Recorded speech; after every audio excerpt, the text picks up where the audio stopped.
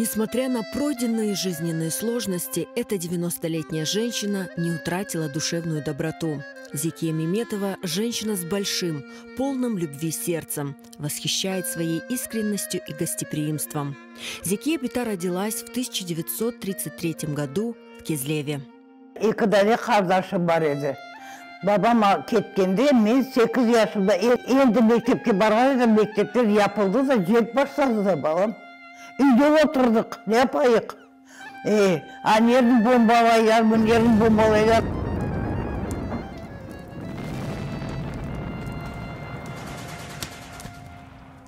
Дегірменіміз бар еді, адамдар келіп о уақытында, жеңікті уақытында да Қырымда қайшылық болды. 2 kilo, 1 kilo buğday, elden de şekerler, elden de aylanaydı degirmenimiz.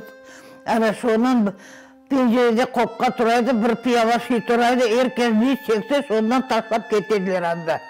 Ana şaytıp yaşadık. В истории Зекии Меметовой отражение судьбы целого поколения крымских татар, на долю которых выпали самые тяжелые испытания – война и депортация.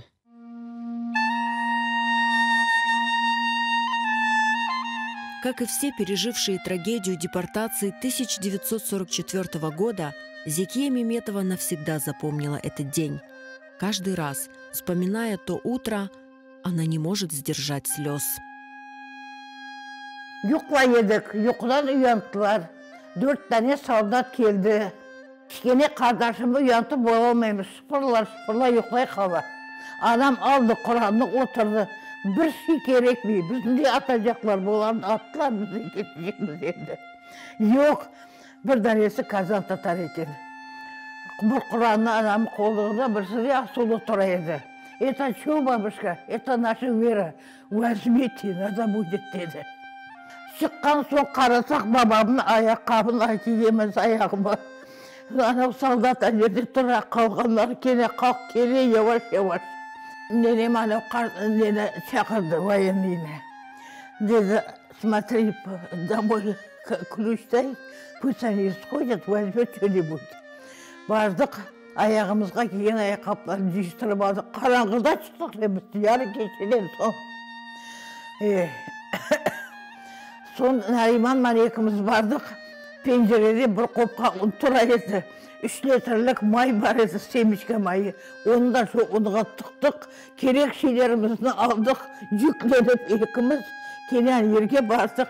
Evimizin anahtarını soldat aldı, sırası kaytarıp verdik oğa. Oruslar olup çıkıp açkanlar kapını, bir şeyini üyden talap çıkarganlar. Bir tane koyumuz kozlagan edi, o koyunun hepsini alganlar. Впереди был долгий путь в Узбекистан.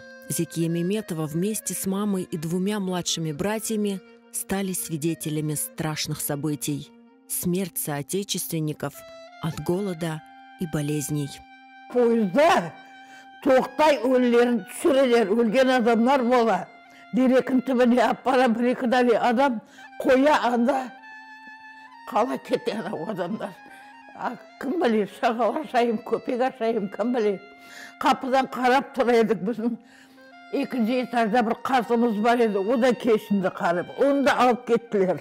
Изнурительная дорога заняла более 20 дней. Каждую ночь умерших от голода и болезней собирали солдаты, обещая, что похоронят. На самом деле тела покойных сбрасывали в реки или оставляли в степи. Но это было лишь начало трагических событий. В Самарканде семью Зекии Меметовой ожидали еще более тяжелые испытания.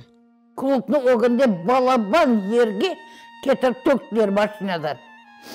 Sonra yavaş arabaman kolkozlarga tarqattılar hepimizni.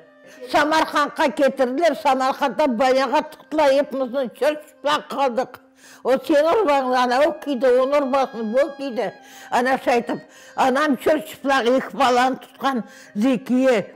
Sen bar da kara balam, bekim beni anterim bireğin üstündedir.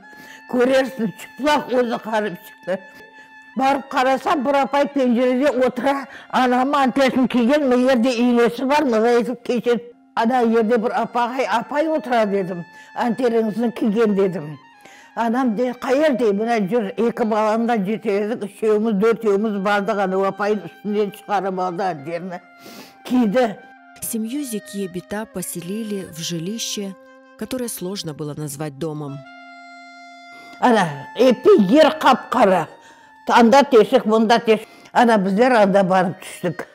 Ортада бір коридор, мына яқта анамның татасы, қаз бабам, бір қарека тезем, бір занеде Сидамет дайым, Ситяя дайым қолтығын астына бабам қотыр шығып, жектен қалған еді қарып.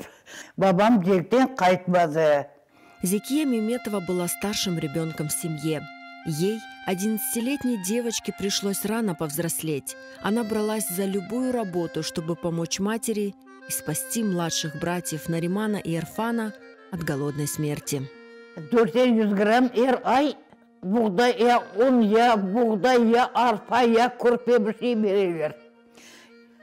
Çeyrek yemek gerek. 16 kilometre gelemiz, ana adam yok. Ketken produktaga. Kaytıp ketemiz üye. Yarı geçedi. Ondan ta kelemiz anda. Ana şaytıp çekiştik. İki tane nazayken yapıyoruz kalamız, o vakta 30 kımız var edi kırmızı. İki yapıyoruz alamız. Onu bölüp aşamayız. Üge gelip dörtümüz aşacakmız onu. Kardeşlerim ikisi kaldı, komşumuzda bir kart var edi. Anda o kartlar bir şey pişirse, bunlar kadar belirtiler bir parçası. Bir kere bizler anama aç kaldık degenimiz yok. O kadar açlıklar çektik, yok açmadık bir kere. В 1949 году Зекия Меметова встретила будущего супруга Эдема Топчиева. В 16 лет она вышла замуж. Он Ялтынский, а мен Епаторинский. Ana işte özümüzün beğendik birbirimizin alıp bardık balam ne? Yaşadık. Bayağı evet 4 balanı üylendirdik, toylarını ettik, okuttuk, şükür Allah'a. Keçek gündüz işledik. Her gün Kırım'a ketemiz. Kırım'a kaytamız her gün. Her daha kaytadık. Kaytıp geldik ya şükür Allah'a. Evet sağınaydık balaşağım. Kaytaydık pastayı, kaytaydık üyümüzge kaytaydık. Встретиться с родным Крымом Зекие Меметовой удалось спустя почти полвека после депортации, в 1990 году. Вместе с семьей они обосновались в селе Терекле-Хонрат Сакского района. Зекия ханым была счастлива вернуться на родину, о которой мечтала много лет в ссылке. Ana Kırım'a geldik ya Rabbim şükür bir dua etip amin ettik. Müzika polный Tatar müzikası çalaydı. Her samolot gelsaydı müzikalar çalaydı.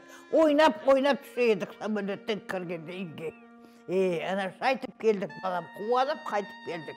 Супруг Зекия ханым прожил на родине всего 3 года. Его не стало в 1993 году. В Крыму она похоронила 2 детей.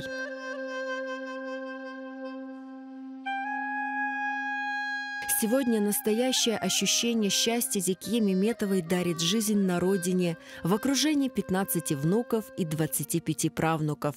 Она мечтает лишь об одном – чтобы повсюду звучала родная речь, а народ был един и жил в мире. Sadece orusçalar beteler. Canım ağıra.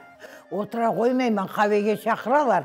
Başlaylar hepsi Rusça, ufağın küçkenesi hepsi kaynay ketem bir ne kadar. Yavaştan tura da ketemen özüm yağıma, için gazet okuyayım, bir şey anlarman deyip. Ana şu balam. Tatarça laf etsinler. Tatarça laf etken yerin bek ömüs etemer, solarını Tatarça laf et. Yarın bir gün ben ölsem de bunlar Kazakça laf etseler, ne olacak alımız? Amin ya Rabbim, Rabbim Allah'ım. Türkü dünyaya tınçlık versin. Ballarımız sağ olsun. Bütün milletimiz sağ olsun. Tatar milletimiz ölmesin.